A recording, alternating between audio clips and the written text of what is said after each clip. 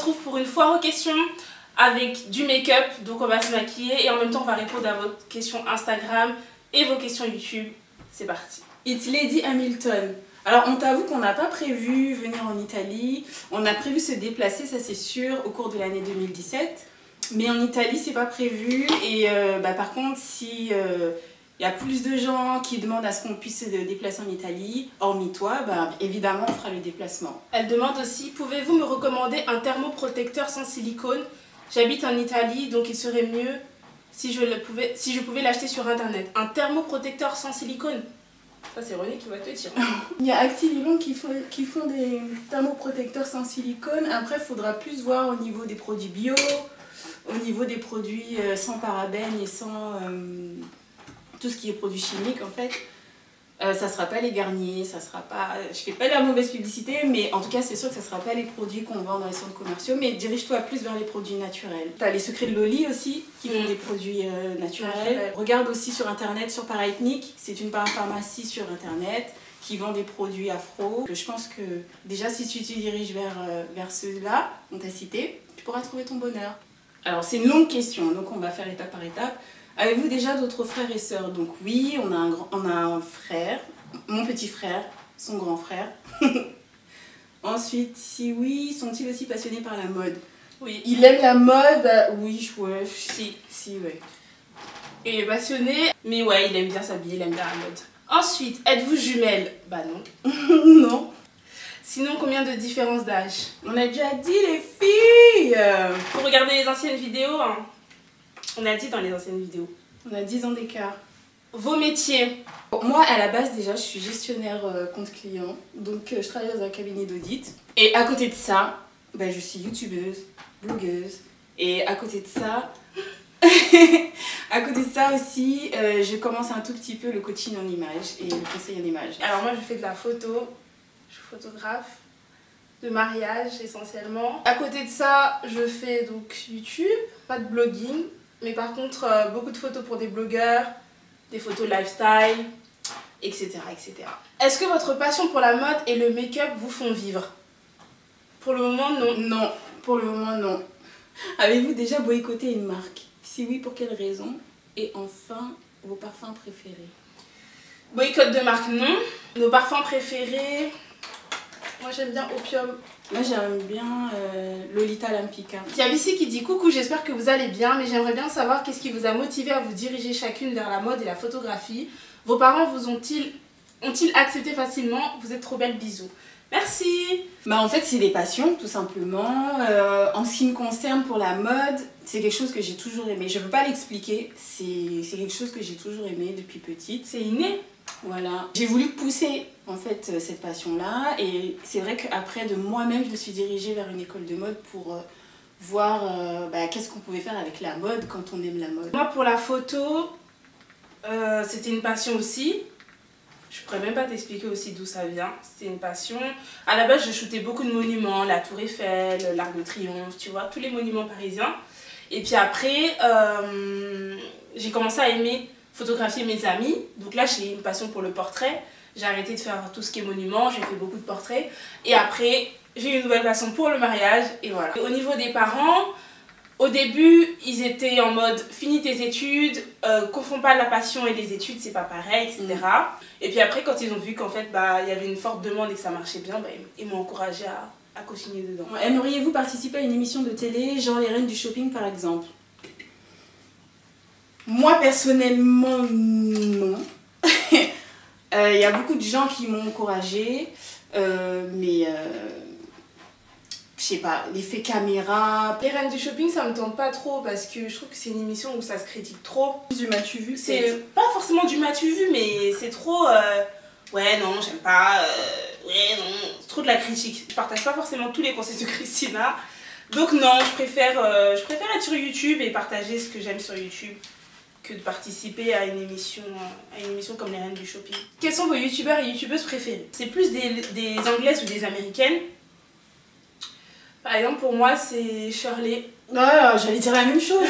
Pas grave, on est la même personne. Shirley Benyang, Patricia Bright. Ouais, Patricia Bright. Attends, je vais vous dire ça. Qui se maquille bien là, celle que t'aimes bien, qui a fait son La comeback. nigérienne là. Ouais. Attendez. René, je vais finir avant toi. Hein. Ah oui, c'est elle. Ça s'écrit D-I-2-M-A-U-M-E-H. C'est une youtubeuse que j'aime beaucoup. Elle connaît parfaitement ses traits du visage, elle se maquille super bien et sans en faire trop. Et j'aime trop. Donc les filles, maintenant qu'on a répondu à vos questions sur Instagram, on a un petit peu abrégé parce qu'il y a plein de questions auxquelles on avait déjà répondu. Donc la dernière fois, on était en train de faire un live sur Instagram. Souvent on fait des lives, hein, donc n'hésitez pas à nous rejoindre sur Instagram, c'est toujours cool. Et en fait sur le live, on était en train de discuter de plein de choses avec les filles et je demandais quelles étaient vos passions et qu'est-ce que vous aimez faire dans la vie. Alors il y en a plein qui ont répondu, vous voyez, moi ma passion c'est ci, moi ma passion c'est ça. Il y en a une qui a dit qu'elle voulait se lancer sur YouTube, je crois que c'était Manon. Elle a dit qu'elle voulait se lancer sur YouTube mais qu'elle n'osait pas. Et je lui ai demandé pourquoi tu n'oses pas et elle m'a dit parce que je sais pas m'exprimer. Et je lui ai dit tu parles pas français ou c'est quoi le problème? Et elle m'a dit non, c'est pas que je parle pas français, je parle très bien français, mais c'est juste voilà, c'est la peur, c'est ça non? Elle a peur de s'exprimer devant une caméra et puis ben, évidemment après quand c'est reflété sur YouTube c'est au monde entier. Du coup ce qu'on lui a conseillé c'est de prendre confiance en elle et surtout d'être elle-même en fait parce que faut pas chercher à vouloir bien s'exprimer, à vouloir bien dire quelque chose, à vouloir bien faire, toujours bien. Non, il faut être vraiment comme on est. Naturel. Et à partir du moment où c'est un domaine qui te plaît, je pense que tu sais de quoi tu parles. Si c'est vraiment quelque chose qui te plaît, qui te tient à cœur, c'est ta passion, c'est quelque chose qui te motive chaque jour, bah tu sauras de quoi tu parles. Donc du coup, tu auras beaucoup plus confiance en toi et tu auras beaucoup plus les mots pour pouvoir l'exprimer. Et surtout le partager avec quelqu'un d'autre. Partagez ce que vous savez. Voilà. N'ayez pas peur de vous lancer, n'ayez pas peur d'essayer, comme on dit, on n'a rien à perdre. Il y avait une autre fille aussi, je sais plus son prénom, mais qui est passionnée de mode et qui demandait comment se faire un réseau. Il faut avoir du concret. Qu'est-ce que t'aimes? Ok, t'aimes la mode, t'aimes quoi? T'aimes t'habiller, t'aimes confectionner des habits, tu aimes conseiller les gens sur la mode, tu aimes vendre des habits, qu'est-ce que t'aimes dans la mode? Et en fait, à partir de là, il faut contacter les gens. Il faut aller au culot, moi je dis. Hein, il faut aller au culot. Il faut se rapprocher des gens qui ont la même passion que toi et essayer de te faire connaître par rapport à ce que tu aimes, par rapport à ce que tu fais de la mode. Petit à petit, peut-être que cette personne-là va parler à une autre personne de toi, etc. Et c'est ça qui va faire ton réseau en fait. Il ne faut pas hésiter aussi à aller directement voir les gens.